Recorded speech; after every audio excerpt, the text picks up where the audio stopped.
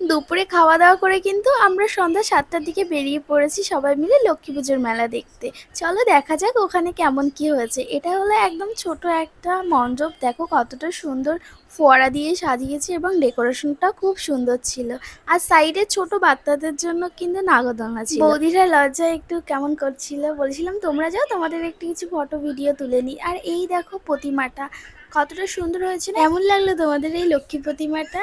আর গায়ের গয়নাগুলো কিন্তু সবই সোনার ছিল। তারপর আমরা মকটেল কাউন্টারে চলে গেলাম। এখান থেকে কিন্তু আমি অরেঞ্জ জুস নিয়েছিলাম, খুবই সুন্দর ছিল খেতে। তারপর নাগরদোলনায় ভাবলাম উঠবো। এটা হলো বৌদির ভাইজি, আমার সঙ্গে এ উঠবে বলেছিল। এর নাকি একদমই ভয় করে না, তো আমি ওকে বলেছিলাম ঠিক আছে তুমি আমার সঙ্গে উঠবে, কোনো ব্যাপার না, কিন্তু যদি কান্না করো তাহলে কিন্তু একদম নামিয়ে দেবো। তো দেখো ও আর আমি এখন নাগরদোলনায় উঠবো। আমাদের কিন্তু ৬০ টাকা করে টিকিট নিয়েছে নাগরদোলনার। মানুষগুলো তো একদম পিঁপড়ের মতো লাগছে। নাগরদোলনার ওপর থেকে মেলার ভিউটা জাস্ট দেখো, অমাইক দারুণ সুন্দর লাগছে দেখতে। তারপর যখন আমাদের নাগরদোলনাটা স্টার্ট করলো, ছাড়লো, তখনের পরিস্থিতিটা জাস্ট দেখো।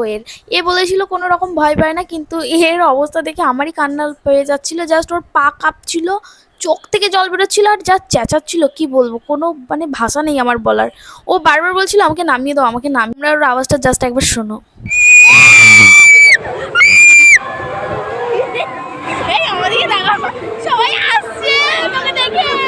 অনেক কষ্টে নাগরদোলনা থামলো এবং নাগরদোলনা থেকে নামলাম আর বললাম আর কখনো উঠবে? ও তো নমস্কার দিয়ে দিয়েছে যে না আর কখনো আমি নাগরদোলনায় উঠবো না। তোমরাও কি ভয় পাও এর মতো নাগরদোলনায় উঠে? প্লিজ একটু কমেন্ট করে জানিও আমায়।